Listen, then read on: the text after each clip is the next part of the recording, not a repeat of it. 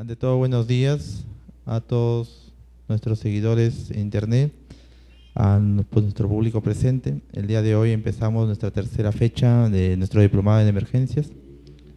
El día por la mañana vamos a empezar con el tema de evaluación preanestésica a cargo de la doctora Susana Blas Calvo. Ella es médico especialista en anestesiología y médico asistente del Hospital 1 Luis Alves.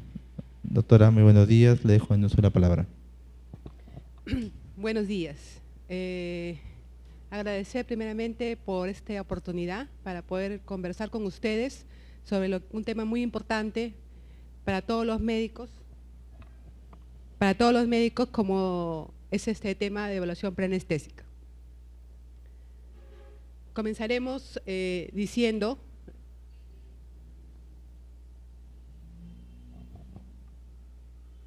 el concepto que evaluación preanestésica es un proceso de valoración clínica que precede a la administración de la anestesia. Esta tarea anestesiológica básica, elemental y no delegable, ¿no?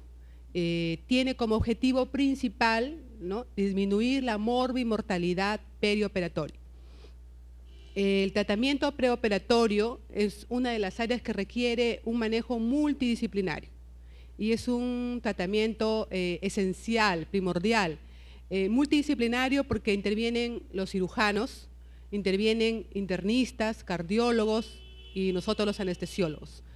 Y son escasas, se puede decir, las publicaciones sobre esta etapa de la asistencia anestesiológica en las urgencias o emergencias, porque muchas veces uno, no le damos la importancia de vida y dos, no tenemos el tiempo suficiente como para evaluar a veces a nuestros pacientes de emergencia. Se define como emergencia al tratamiento quirúrgico que se propone realizar en simultáneo con la reanimación del paciente, por lo general dentro de la primera hora de ingreso, ¿no?, de haber ingresado el paciente. El Colegio Británico de Anestesiólogos la define como la cirugía realizada sobre el paciente no totalmente reanimado, o sea, dentro de la hora de haber llegado al hospital, para diferenciarlo de la cirugía de urgencia, que generalmente son las más comunes que vemos aquí en Trujillo, que es la cirugía no electiva, ¿no?, pero realizada en pacientes completamente reanimados, o sea, que han llegado a la emergencia y que el cirujano en este caso ha tenido el tiempo dentro de las 24 horas para reanimarlo y ingresa al quirófano. El paciente de emergencia o de urgencia en todas las circunstancias es de alto riesgo y multiplica de 5 a 10 la mortalidad perioperatoria. Entonces, en todas las estadísticas se considera la mortalidad anestésica menor al 10% de la mortalidad operatoria, ¿no? Son importantes los factores contribuyentes, existen factores contribuyentes en la emergencia, la valoración y el tratamiento insuficiente. Se dice que el 65% de las muertes atribuidas a la anestesia ocurren en la cirugía de urgencia o de emergencia. Hay factores que afectan la preparación anestésica en la emergencia. Por ejemplo, la naturaleza de la emergencia quirúrgica. Este tipo de cirugía es un factor crítico independientemente de la determinación del riesgo operatorio. Es conocido la categorización de riesgo quirúrgico de acuerdo a la invasividad mínimo o moderada alta, la pérdida sanguínea y el marco institucional donde se realiza.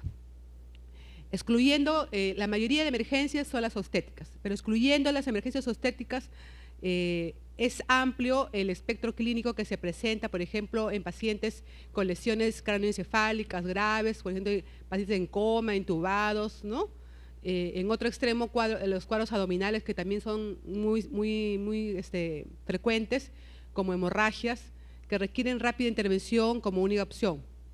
En estos enfermos es variable el nivel de conciencia o Glasgow, ¿no? El funcionamiento de los mecanismos protectores de la vía aérea, la eficiencia de ventilación espontánea, la estabilidad cardiovascular y el estado hidroelectrolítico. Tenemos como otro factor que afecta la preparación de la evaluación preanestésica la patología preexistente. Es otro factor a considerar la presencia de patología médica previa que puede ser complicada, con una complicación o causa de emergencia quirúrgica. Importa por el escaso tiempo que se tiene para estabilizar, ¿no? Llámese emergencia, como dijimos anteriormente, 1 hora, o una urgencia 24 horas, optimizar la condición médica por la posibilidad de tener que corregir un deterioro agudo. En las edades extremas es más frecuente la presencia de patologías y la pérdida de su control. Como tenemos la mayoría de frecuencia de enfermedades asociadas, la hipertensión, la diabetes, insuficiencia renal. En los pacientes de emergencia, además, está el riesgo de presentar adicciones a drogas o infecciones adicionales sistémicas, ¿no? Como las hepatitis, HIV. Es por eso que es importante valorar y tener un tratamiento preanestésico. En situaciones de urgencia o emergencia es ideal el encuentro precoz del paciente con el anestesiólogo, es de suma importancia. Se debe realizar un rápido interrogatorio, ¿no? Y un cuidadoso examen físico, dando prioridad a los traumatizados, al protocolo del soporte vital avanzado elaborado por el Colegio Médico, como es el estado de conciencia, la escala de Glasgow, evaluar la vía aérea, valoración del estado circulatorio, si tenemos un acceso vascular. El plan inicial de tratamiento está dirigido a restablecer la perfusión y la oxigenación de los órganos terminales. En cuanto a las plagas clínicas necesarias, se apunta a un diagnóstico de factores de riesgo potencialmente reversibles. Acá podemos ver, por ejemplo, con un electrocardiograma, una radiografía de tórax, gasometría arterial, laboratorio, clasificación y grupo sanguíneo, que es muy importante. Existen algunas maniobras previas a la inducción que nos van a ayudar mucho a tener el tratamiento adecuado con nuestros pacientes. En traumatizados debe vigilarse la presencia de algunas condiciones que requieren atención inmediata, como son el hemoneumotórax y el taponamiento cardíaco. El drenaje de tórax. Si se presenta un neumo o hemotórax en las radiografías en ausencia de trastorno fisiológico, debe drenarse el tórax antes de la cirugía. Una pérdida sanguínea por el drenaje más de 1 litro o de 200 mililitros por hora es indicación de una exploración quirúrgica del tórax.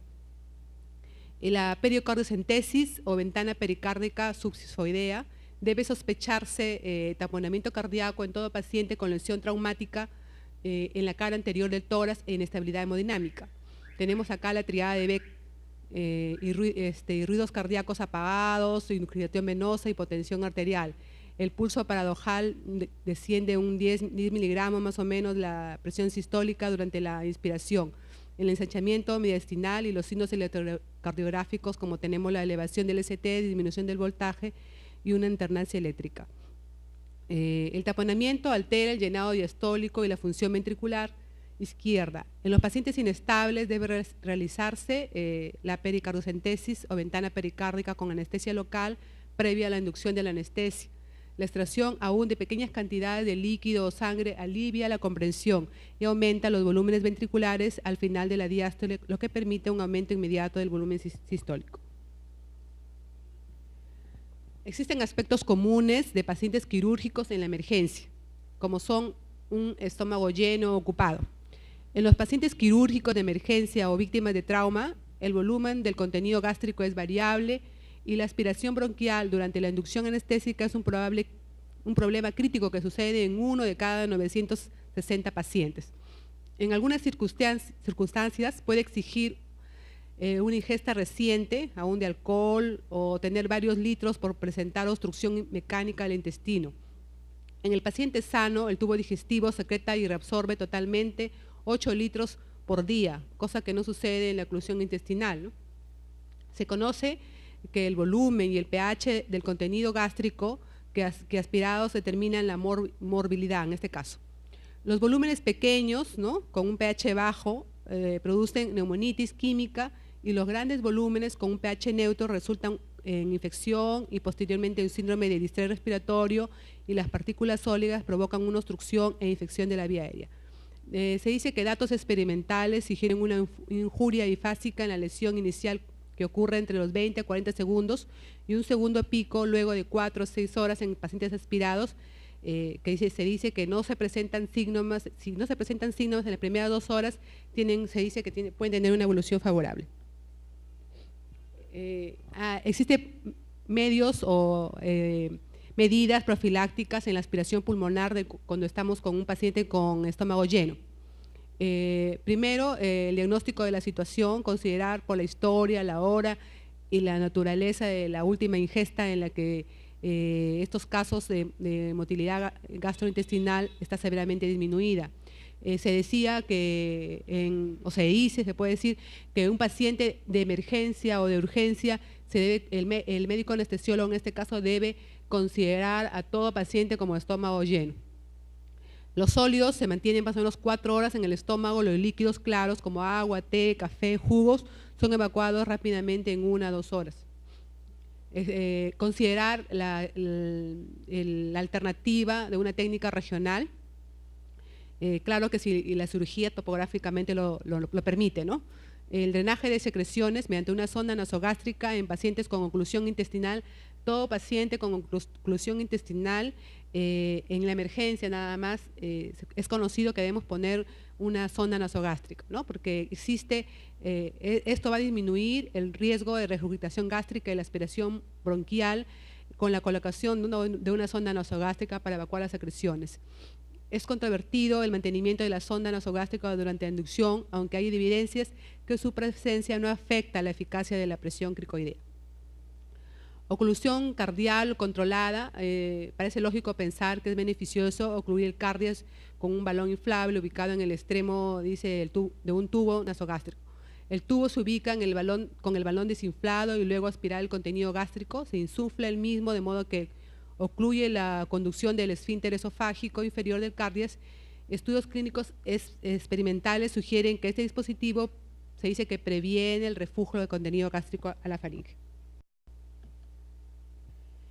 Existen drogas que podemos usar en estos casos, como el uso de antihistamínicos, antiácidos. Es justificado en casos que está aumentado el riesgo de aspiración bronquial. Los beneficios teóricos del uso de agentes gastrocinéticos es claro, ya que aumentado la peristaltitis gástrica reduce su contenido. Esta droga que todos los conocemos y evidentemente los hemos usado, la metoclopramida, ¿no? Es un antagonista dopaminérgico, además de estimular el vaciado gástrico, aumenta el tono del esfínter esofágico inferior y relaja el píloro y duodeno. Una dosis intravenosa administrada 15 minutos antes de la inducción reduce el volumen, pero no la acidez del contenido gástrico, ¿no? Los antihistamínicos usados inmediatamente antes de la inducción son poco probable que disminuyan el pH y el volumen residual. La inducción debe ser rápida, ¿no? Existen relajantes musculares que usamos en la emergencia, ¿no? Como la acetilcolina, la succinilcolina. La intubación traqueal es considerada la mejor medida para prevenir la aspiración en un paciente anestesiado, en contraste con la máscara laringia, que no nos proporciona una protección contra esta complicación. Durante la inducción de la anestesia general hay riesgo potencial de aspiración bronquial porque se pierden los reflejos protectores, el paciente está totalmente dormido hasta la intubación traqueal, ¿no? Con el objetivo de cortar este periodo se ha desarrollado, bueno, la industria farmacéutica ha desarrollado estrategias, ¿no? y medicamentos cada vez con una inducción de una secuencia rápida, ¿no? Hipnóticos, relajantes musculares son administrados casi simultáneamente, ¿no? De modo que la laringoscopía, intubación se realiza entre los 60 a 90 segundos, dice 60 segundos más o menos. Existe otra maniobra, ¿no? Que es la presión del cricoidea. Después de su descripción se llama maniobra de Shellick. Hace unos años se sugirió que la aplicación de la presión cricoidea prevenía la regurgitación pasiva y aspiración del contenido gástrico.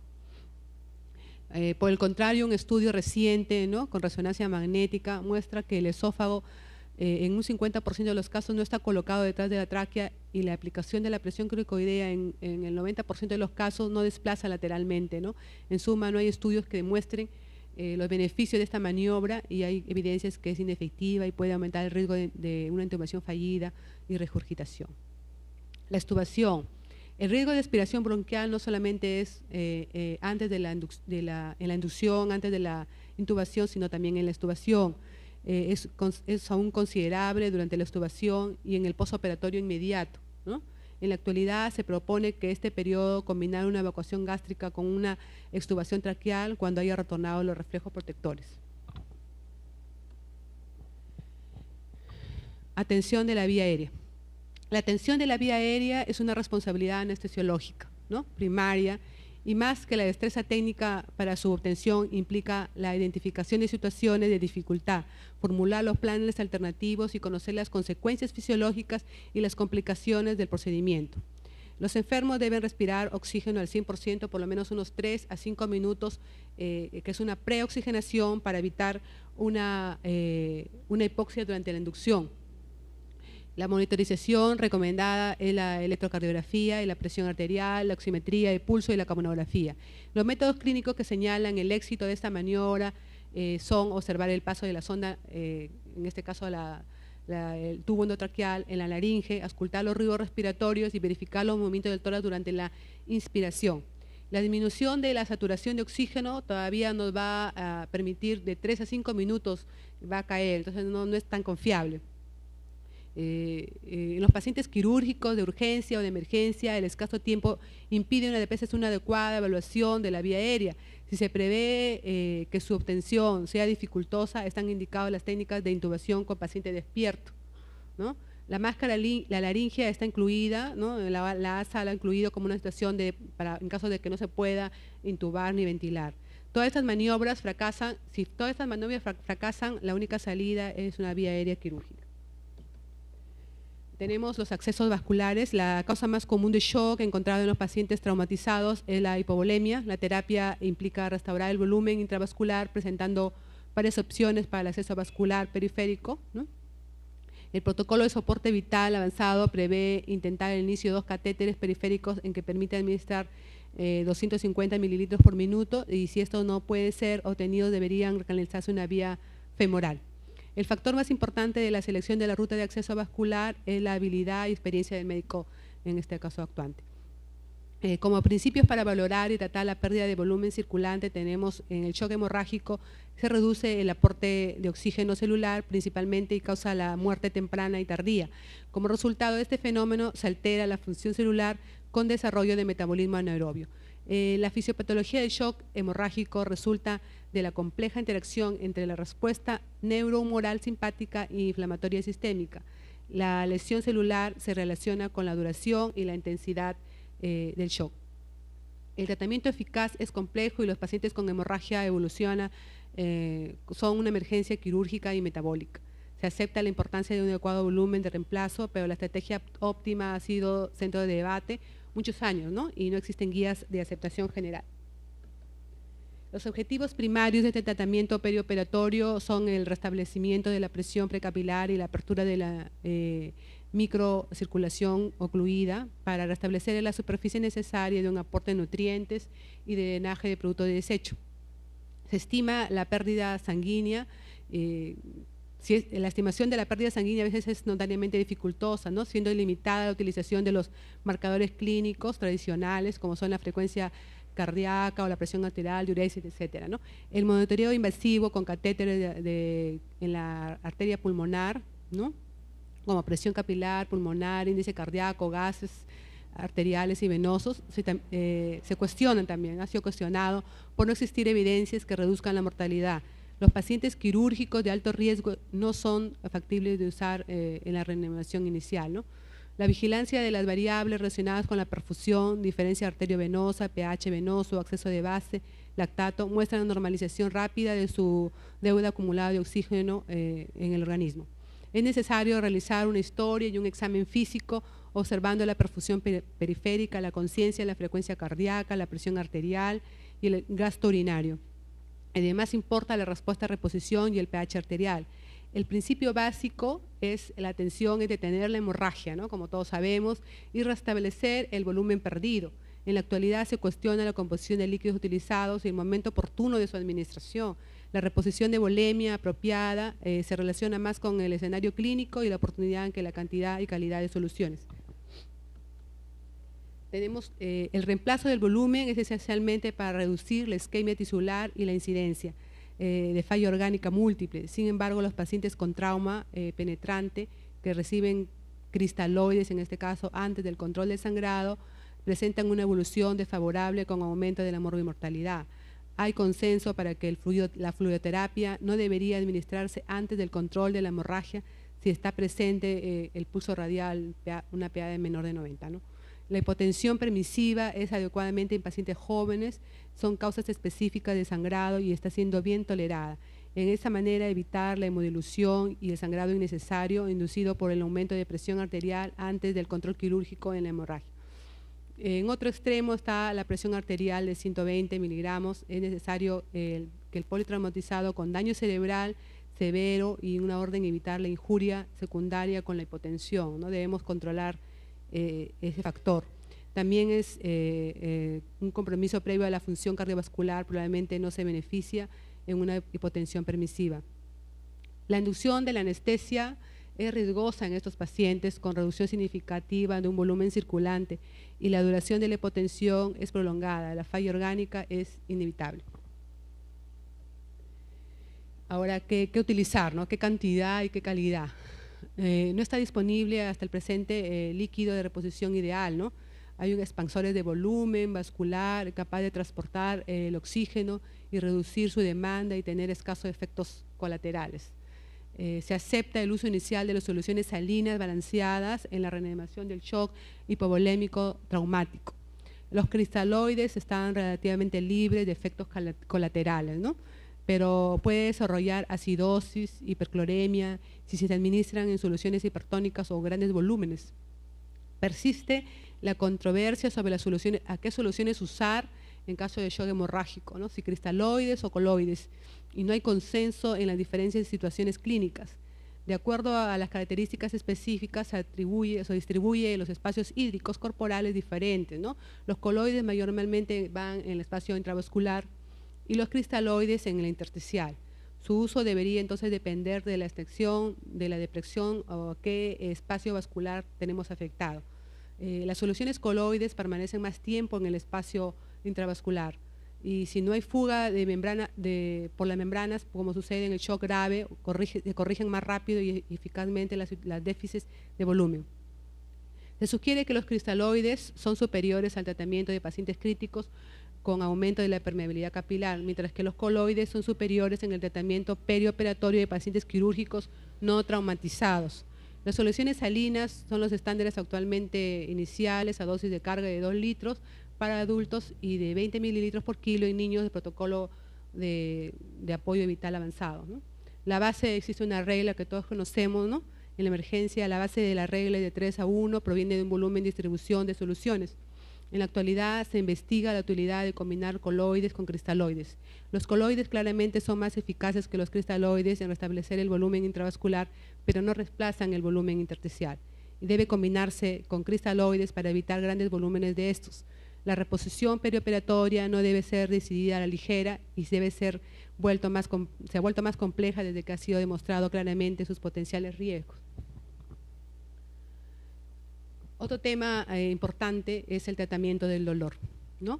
Más que el desarrollo de nuevos fármacos o técnicas, es un requisito para un adecuado alivio del dolor, la aplicación apropiada de terapias analgésicas actualmente disponibles. Hay un consenso para este fenómeno complejo que es el dolor multifactorial también, que se requiere una terapia multimodal. En este concepto sugiere combinar analgésicos de distintas clases y diferentes sitios de administración para lograr un alivio, se puede decir, adecuado, con efectos colaterales disminuidos, ¿no? La analgesia puede ser lograda luego de una evaluación con bloqueos nerviosos periféricos o centrales o por la administración de diferentes vías de fármacos, en este caso analgésicos. El tratamiento inicial del dolor en la fase hospitalaria está basado en la administración intravenosa de opioides potenciales en dosis